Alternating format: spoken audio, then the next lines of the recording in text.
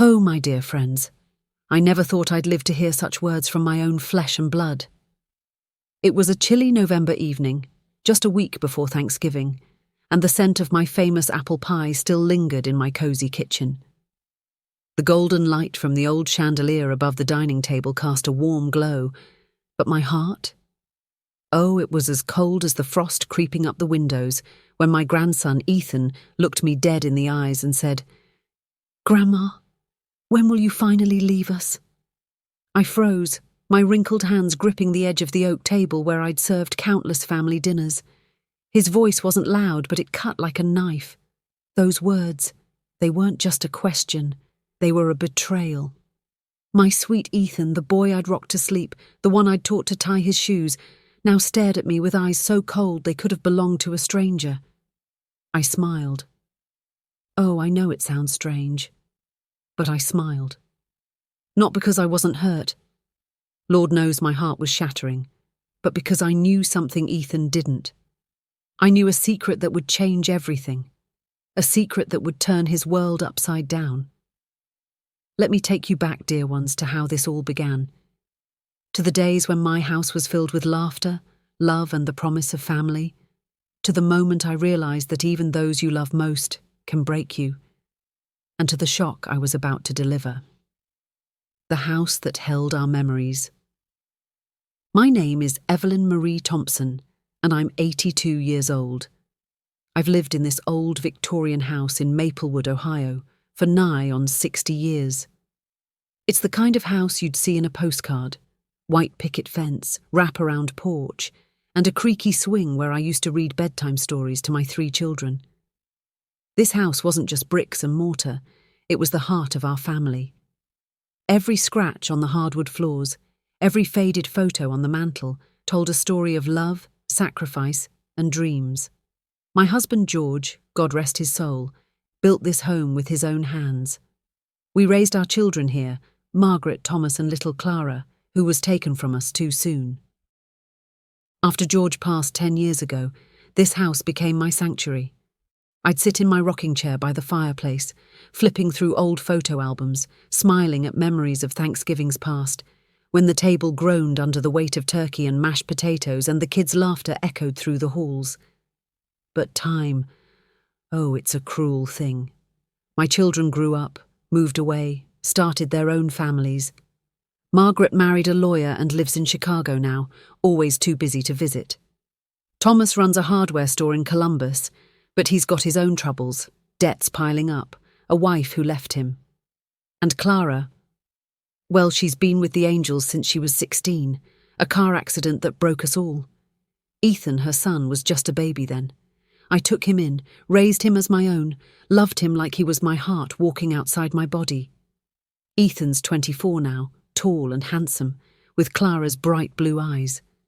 But somewhere along the way he changed. The boy who used to beg for my oatmeal cookies started looking at me like I was a burden. And that night in the kitchen, when he asked me to leave, I saw it clear as day. He wanted me gone. Not just from the house, but from his life. The family meeting that broke my heart. It all started a month earlier in October when Margaret and Thomas came to visit. They called it a family meeting, but I should have known something was wrong when they showed up without their usual smiles. The air felt heavy, like a storm was brewing. We sat in the living room, the one with the faded floral wallpaper George loved so much. The grandfather clock ticked loudly, each second stretching out like it knew something I didn't. Margaret, always the planner, spoke first. "Mama, we're worried about you living here all alone. This house is too big, too old. You're not getting any younger." Her voice was smooth like she'd rehearsed it. Thomas nodded, avoiding my eyes. Ethan sat in the corner, scrolling on his phone, not saying a word. I laughed, trying to lighten the mood. "Oh, Maggie, I've been climbing these stairs for decades. I'm fine right here with my memories." But Margaret's face didn't soften. She leaned forward, her manicured nails tapping the coffee table. "Mama, we think it's time you moved to Sunset Pines. It's a lovely retirement home. They've got activities, nice folks your age." My heart sank. Sunset Pines? That sterile place down the road where old folks sat in wheelchairs staring at nothing. I looked at Thomas, hoping he'd speak up for me, but he just mumbled, "It's for the best, Mama." Ethan finally looked up from his phone. "Yeah, Grandma, you'd be happier there. This house is a lot to handle." His voice was flat, like he was talking about selling an old car, not sending his grandmother away. I felt tears prick my eyes, but I blinked them back. I wasn't going to let them see me crumble. "This house," I said, my voice steady, "is my home. It's where I raised you all, where your father's memory lives. You can't just take that away from me." Margaret sighed, like I was being unreasonable. "Mama, we're just trying to do what's right, and, well, the house could fetch a good price. It'd help Thomas with his debts, and Ethan's got college loans. We're all struggling." There it was. The truth slipped out, sharp and ugly. They didn't just want me out. They wanted the house, my home, my memories. They wanted to sell it and split the money. I looked at Ethan, hoping he'd say something, anything, to defend me. But he just shrugged and went back to his phone. That night, after they left, I sat in my bedroom, staring at an old photo of George and me on our wedding day. His smile, so warm and kind, seemed to whisper, "Hold on, Evie. You're stronger than this." And that's when I decided I wasn't going anywhere. Not yet. Not until I showed them what this house, and I, were really worth. The diary in the attic. The next morning I climbed the narrow stairs to the attic, my knees creaking with every step. The air up there was thick with dust, and the single bulb flickered, casting shadows over boxes of forgotten treasures. I hadn't been up here in years, not since George passed. But something was calling me, like a whisper from the past. I opened an old trunk, one George had carved with our initials, E.G., entwined forever. Inside, beneath a pile of Clara's baby clothes, I found it. My old diary. The leather cover was worn, the pages yellowed, but every word was mine, written in the quiet moments of my life. I sat on the attic floor, the cold seeping through my sweater, and started reading. The entries took me back. Our first Christmas in this house, the day Clara was born, the night George proposed under the oak tree in the backyard. But then I found something I'd forgotten. A letter tucked between the pages, written in George's careful handwriting. My hands trembled as I unfolded it. "Evie, my love," it began. "If you're reading this, I'm gone, but I need you to know something. This house isn't just our home, it's our legacy. I've hidden something for you, something that will keep our family together no matter what. Look under the floorboards in the study beneath my old desk. You'll know what to do." My heart raced. George had always been full of surprises, but this was something else. I hurried downstairs, my old bones moving faster than they had in years. The study was just as George left it, his desk cluttered with papers, the smell of his pipe tobacco still faint in the air. I got down on my knees, ignoring the ache, and pried up the loose floorboard he'd always complained about. There, wrapped in oilcloth, was a small metal box. Inside was a key and a note. "For the safe in the bank. Only you, Evie. Use it when the time is right." I sat back, clutching the key to my chest. George had left me something big.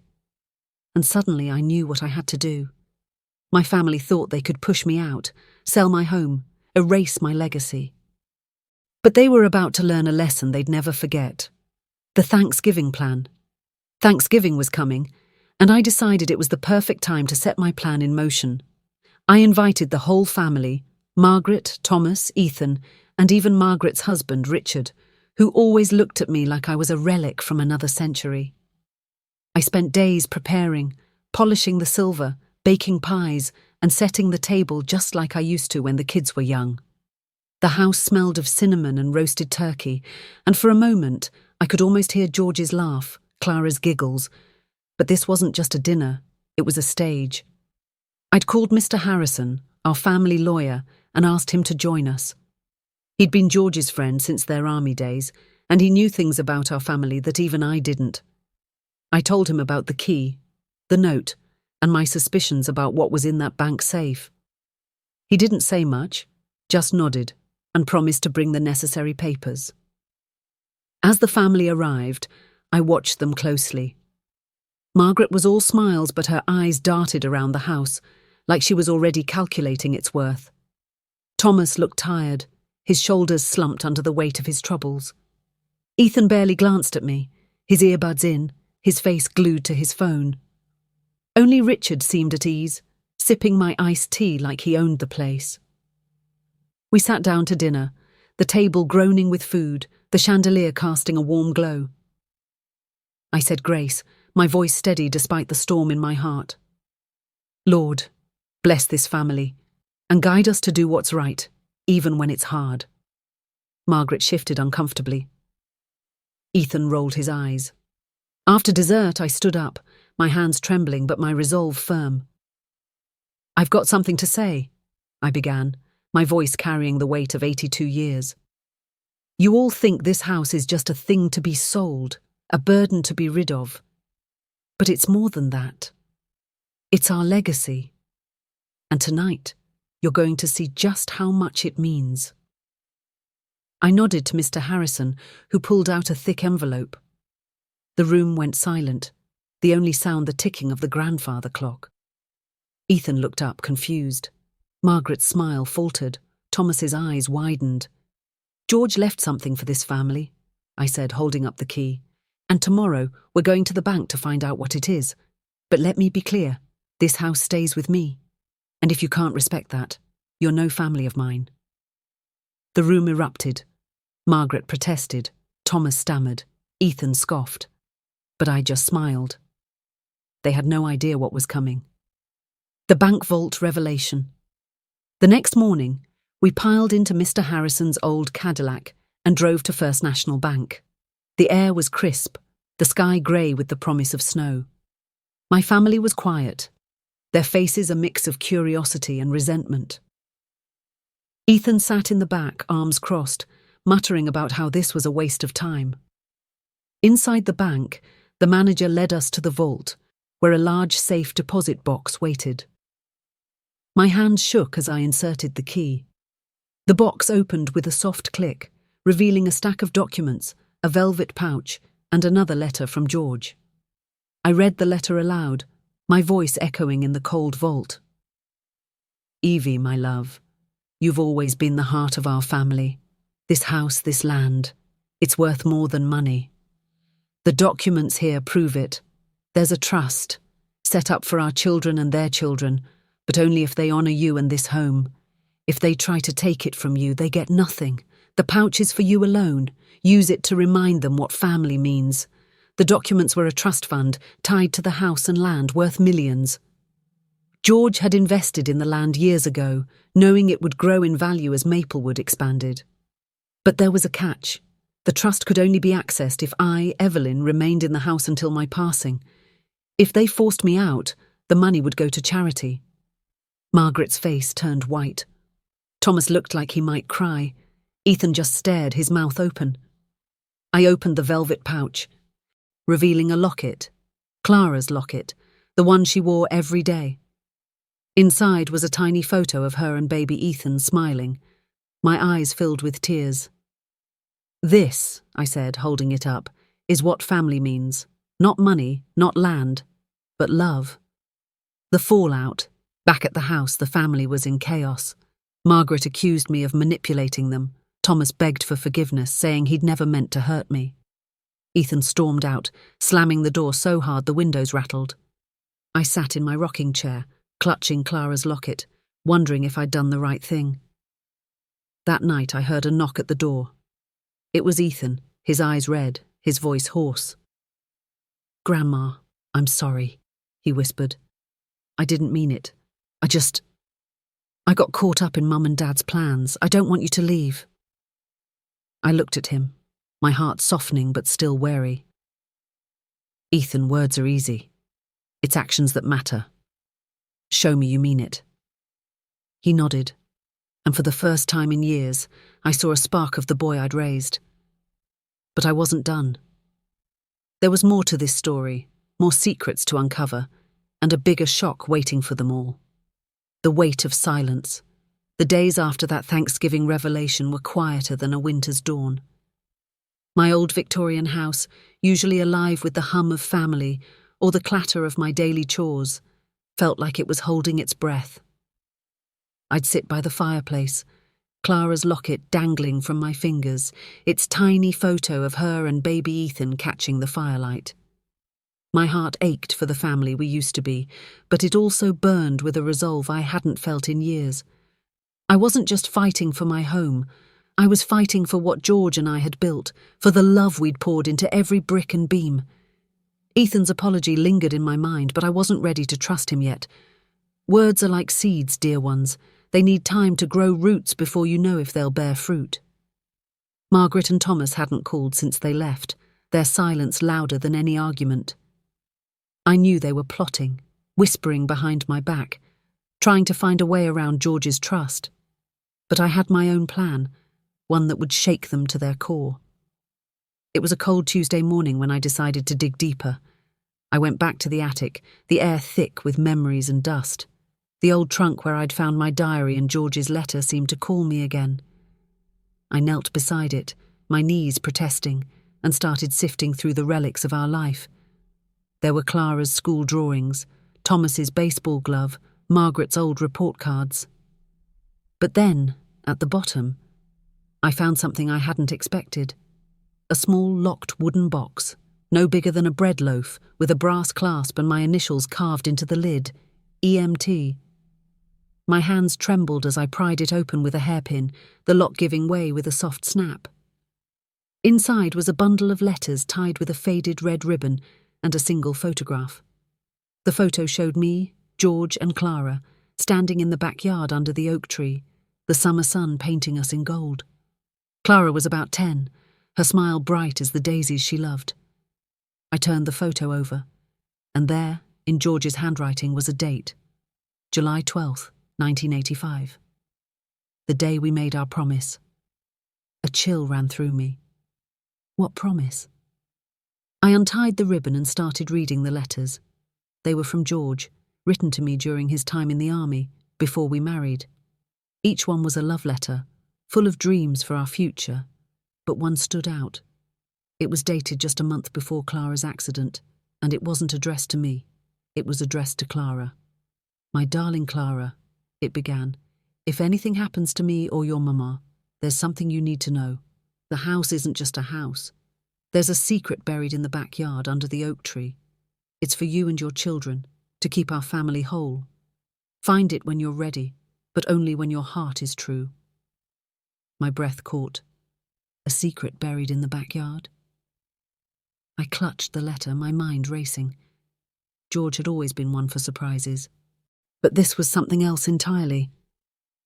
I looked out the attic window at the oak tree, its bare branches swaying in the wind. Whatever was out there, it was part of George's plan. A plan he'd trusted Clara to carry out. And now it was up to me. The backyard discovery. That afternoon I bundled up in my old wool coat and grabbed a shovel from the shed. The ground was hard, the November frost making it stubborn, but I was stubborn too. I stood under the oak tree, its roots sprawling like the veins of our family, and started digging. The shovel bit into the earth, each scoop a prayer, each clink of metal against stone a heartbeat. I don't know how long I dug, maybe an hour, maybe 2, but my hands blistered and my back ached. Still, I kept going, driven by George's words and Clara's memory. Finally, the shovel hit something solid. I dropped to my knees, brushing away the dirt to reveal a small metal box, rusted but intact. My heart pounded as I pried it open. Inside was a leather pouch, heavy with weight, and another letter sealed with wax. I broke the seal, my fingers trembling, and read George's words. "Evie, if you found this, you're stronger than I ever dreamed. Inside this pouch is the deed to the land, not just our house, but the acres behind it, where the new highway's coming through. It's worth millions, but only if you keep it in the family." There's also something for Ethan to remind him who he is. Don't let them take this from you. Love, George.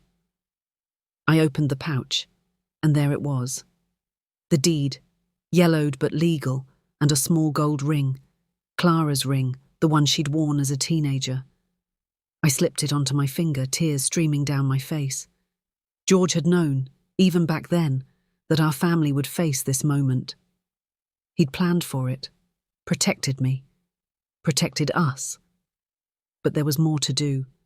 I had to show them, Margaret, Thomas, Ethan, what this really meant. The family confrontation. I called another family meeting, this time on my terms. I set the table again, but not for dinner, just coffee and the truth. Margaret arrived first, her lips tight, her eyes scanning the house like it was already hers. Thomas shuffled in, looking like a man defeated. Ethan came last, his earbuds gone, his face uncertain. Mr. Harrison was there too, his briefcase open, ready to back me up. I stood at the head of the table, the deed and Clara's ring in my hands. You all thought you could push me out, I said, my voice steady despite the tears in my eyes. You thought this house was just a thing to sell, a way to fix your problems. But it's more than that. It's our family, our history, our love. I held up the deed. This land, this house, it's worth millions. Not because of money, but because of what it holds. George made sure of that. But there's a condition. It stays in the family with me until I'm gone. If you try to take it, you lose everything. Margaret's face twisted. Mama, you can't do this. We need that money. Thomas is drowning in debt, and Ethan... Ethan, I interrupted, turning to my grandson. This is for you. I slid Clara's ring across the table. Your mother wore this. She loved you more than anything. She'd want you to remember who you are, not what you can take. Ethan picked up the ring, his hands shaking. For the first time, I saw tears in his eyes. Grandma, I didn't know. I'm so sorry. Thomas spoke up, his voice breaking. Mama, I never meant to hurt you. I didn't know what else to do. Margaret was silent, her eyes fixed on the deed. I could see the wheels turning, the greed fighting with whatever love she still had for me. Maggie, I said softly, you can choose money, or you can choose family, but you can't have both. She stood, grabbed her purse and walked out without a word. The door slammed behind her and the sound echoed like a gunshot. Thomas stayed, his head bowed. Ethan clutched the ring, tears streaming down his face. I reached out, squeezing his hand. It's not too late, Ethan, I whispered. It's never too late. The nursing home visit. A week later, I got a call from Sunset Pines. They'd heard about the family drama, small towns talk, you know, and wanted to know if I was considering moving in. I decided to visit, not because I was leaving, but because I needed to understand what they'd tried to push me into. The nursing home was clean, bright, but it felt like a museum for the living. Old folks sat in armchairs, staring at a TV playing reruns of Wheel of Fortune. The air smelled of antiseptic and loneliness. I walked the halls, clutching Clara's locket, and met a woman named Dorothy, who was about my age. Her eyes were kind but tired, and she told me her story. Her kids had put her here, sold her house, and hadn't visited in years. Evelyn, she said, gripping my hand, don't let them take your home. It's not just a place, it's your heart. I left Sunset Pines with a fire in my belly. Dorothy's words echoed George's, Clara's, my own. I wasn't going anywhere. But I knew the fight wasn't over. Margaret hadn't given up, and there was something in her silence that worried me. Something bigger was coming. The lawyer's warning. The next day, Mr. Harrison called me to his office. The old building smelled of leather and coffee, and his desk was piled with papers. He looked serious, his glasses perched on his nose. Evelyn, he said, Margaret's been asking questions. She's hired a lawyer to challenge the trust. She's claiming you're not fit to manage the estate." My heart sank. "Not fit? I've been running this house for 60 years. "I know," he said, "but she's pushing hard. She's got medical records saying you've had dizzy spells, memory lapses. She's building a case to declare you incompetent." I felt the room spin. Dizzy spells? I'd had a few, sure, but nothing serious. And memory lapses? I could recite every recipe in my cookbook by heart. This wasn't about my health. It was about control. Margaret wanted the house, the land, the money. She was willing to break me to get it. "What do we do?" I asked, my voice barely a whisper. Mr. Harrison leaned forward. "We fight, Evelyn, but we need Ethan and Thomas on your side. And we need to find out what else George left behind. There's something missing, something he didn't tell us. I can feel it." I nodded, clutching Clara's locket. George had always been one step ahead. If there was more to his plan, I'd find it. And when I did, Margaret would wish she'd never crossed me. The search for George's final secret. Oh, my dear ones, I wish I could tell you the storm in my heart calmed after that day in Mr. Harrison's office. But it only grew fiercer. Margaret's betrayal stung deeper than I could have imagined. My own daughter, plotting to declare me unfit, to strip me of my home, my memories, my dignity. It was a wound that cut to the bone. But I wasn't done fighting. George's words, his letters, his trust, they were like a lantern in the dark, guiding me forward. I knew there was more to his plan, something he'd hidden even from me, and I was determined to find it. That evening, I sat in the study, the room where George used to pore over his books, his pipe smoke curling in the air like a whisper of his presence. The old desk was still there, its drawers stuffed with papers, receipts, and memories. I started pulling them out, one by one, searching for anything that might point me to George's final secret. The house was quiet, save for the creak of the floorboards and the distant howl of the November wind. My hands shook, not from age but from the weight of what I might find. In the bottom drawer, beneath a stack of old tax returns, I found a small notebook, its leather cover worn soft as a baby's blanket. It was George's, his handwriting filling every page with notes about the house, the land, the trust. But one page caught my eye, written in a hurried scrawl, as if he'd been afraid someone might see. "Evie, if they come for the house, look to the fireplace. The heart of our home holds the final piece." The fireplace. My breath caught. The living room fireplace, with its stone hearth and carved mantel, was where we'd spent countless nights, George reading to the kids, Clara curled up with her sketchbook, me knitting by the firelight. It was the heart of our home, just as he'd said. I grabbed a flashlight and hurried downstairs, my heart pounding like I was 20 again. The living room was dark, the curtains drawn, the only light coming from the street lamp outside, casting long shadows across the floral wallpaper. I knelt by the fireplace, the cold stone biting into my knees. I ran my fingers over the hearth, searching for anything out of place. The stones were smooth, worn by years of fires, but one, near the corner, felt loose. I pressed it, and with a soft click it shifted, revealing a small compartment. Inside was a single envelope, sealed with wax, my name written in George's hand. My hands trembled as I broke the seal. Inside was a letter, short but heavy with meaning. "Evie, my love, you've found it. The trust is only half the story. The land holds a secret, a mineral deposit, rare and valuable, discovered when we built the house. The papers are with Harrison. If they try to take you from this home, use this. It's your shield, your sword. Keep our family whole. Forever yours, George." I sat back, tears streaming down my face. A mineral deposit? I'd never heard of such a thing, but George had always been meticulous, planning for every possibility. If this was true, the land wasn't just valuable for its location, it was a fortune beyond what any of us had imagined.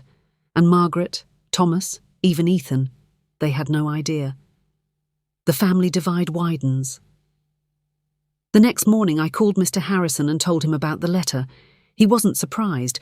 George had confided in him years ago, but he'd been sworn to secrecy until I found the truth myself. "Evelyn," he said, his voice grave, "this changes everything. The mineral deposit could be worth tens of millions, but it's tied to the land, and the land is tied to you. Margaret's lawyer is moving fast. We need to act now." I invited the family back to the house, knowing this would be the final showdown.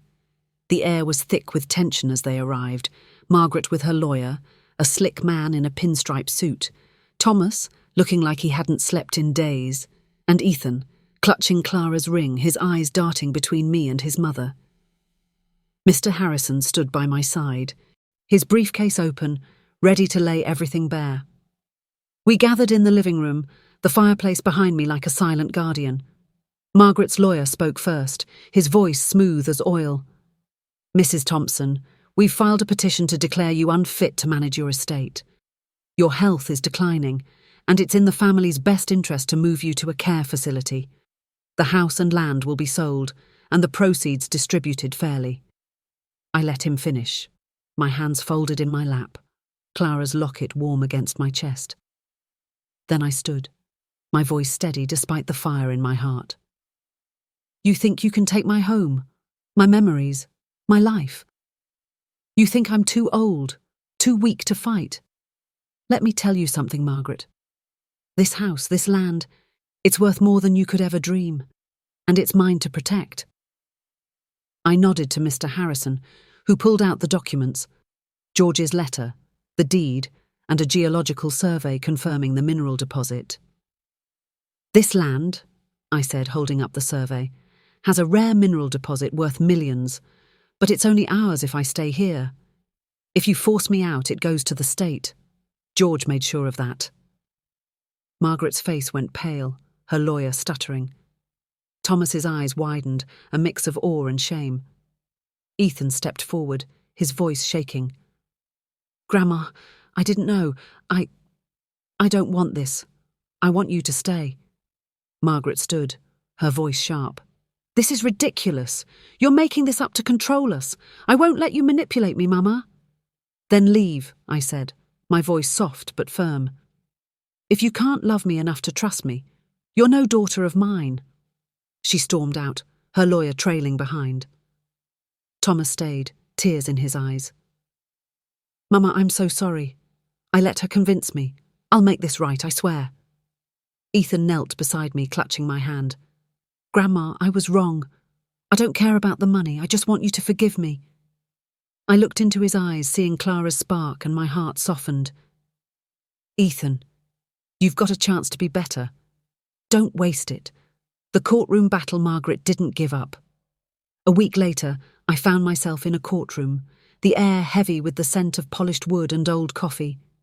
The judge, a kind-eyed woman named Judge Harper, listened as Margaret's lawyer painted me as a frail old woman, unfit to manage my affairs. I sat there, Clara's locket around my neck, George's letter in my purse, and Mr. Harrison by my side. When it was my turn, I stood, my voice clear despite my age. "Your Honour, this isn't about my health. It's about my home, my family, my legacy. My husband built this house with his own hands. My daughter Clara died, leaving me her son to raise. I've loved this family through every joy and sorrow, and now they want to take it all away because they see dollars instead of memories." I held up George's letter, my hands steady.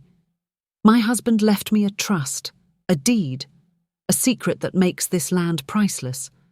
But it's only ours if I stay. If you take that from me, you take it from them too." Ethan stood up, his voice breaking. "Your Honour, I was wrong. I said things I didn't mean. My grandma's the strongest person I know. She belongs in that house." Thomas followed, his head bowed. "I let my debts blind me. I don't want the money if it means hurting my mama." The courtroom was silent, the weight of their words hanging in the air. Judge Harper looked at Margaret, who sat rigid, her eyes cold. "Mrs. Larson," the judge said, "do you have anything to say?" Margaret stood, her voice trembling with anger. This is my inheritance too. She's holding it hostage. The judge shook her head. Mrs. Larson, inheritance isn't just money, it's family. And from what I've heard, you've forgotten that. She ruled in my favour, dismissing the petition. The house, the land, the trust, it all stayed with me. Margaret left the courtroom without a word, her lawyer trailing behind. I felt no victory, only sorrow for the daughter I'd lost. The healing begins. Back at the house, the air felt lighter, like the first breath after a long rain. Ethan moved back in, taking the spare room upstairs. He started helping me with chores, fixing the porch swing, planting flowers in the backyard where Clara used to play. Thomas came by every weekend, bringing his tools to repair the house, his way of making amends. We didn't talk about Margaret, but her absence was a wound we all felt. One evening, as the sun set over the oak tree, Ethan sat with me on the porch, Clara's ring on a chain around his neck. "Grandma," he said, his voice soft, "I found Mum's old sketchbook in the attic. She drew this house. You, Grandpa. She loved it here." I smiled, tears in my eyes. "She did, Ethan. And she loved you. Never forget that." He nodded, and for the first time in years I saw peace in his eyes. The house was alive again, filled with the sounds of family, not the chaos of greed, but the quiet strength of love. The final revelation. A month later, Mr. Harrison called with news. The mineral deposit was real. Rare earth elements vital for technology, worth more than we'd dreamed. But there was a catch. Developing it would mean tearing down the house, ripping up the land. I sat in my rocking chair staring at the fireplace and knew what George would have wanted. I called a family meeting, just Ethan and Thomas this time. I told them about the deposit, the millions it could bring. "But this house," I said, "is worth more than money. It's our heart, our history. I won't let it be destroyed." Ethan nodded, his hand on Clara's ring. "I don't want it, Grandma. I want this. Us, here together." Thomas agreed, his voice steady. "Mama, you're right. This is home." We decided to keep the deposit a secret, letting the land stay untouched, the house standing proud. Margaret never came back, but I prayed for her every night, hoping she'd find her way. The conclusion. As I sit here now, dear ones, in my cosy living room, the fire crackling, Clara's locket in my hand, I feel George's presence, Clara's love, Ethan's hope. This house, this family, it's been through storms, but it's still standing. I learned something through all this. Family isn't just blood. It's the choices we make, the love we give, the forgiveness we offer. Ethan's out there now, mowing the lawn, his laughter mixing with the summer breeze. Thomas is coming by later with his new girlfriend, a sweet woman who loves my apple pie. And me. I'm right where I belong, in this old Victorian house, surrounded by memories and love. So, my dear friends, hold your family close, fight for what matters, and never let anyone take your heart from you. Thank you for listening, dear. Please don't forget to like this video, share it with your loved ones, and subscribe to our channel for more heart-touching grandma stories that stay with you forever.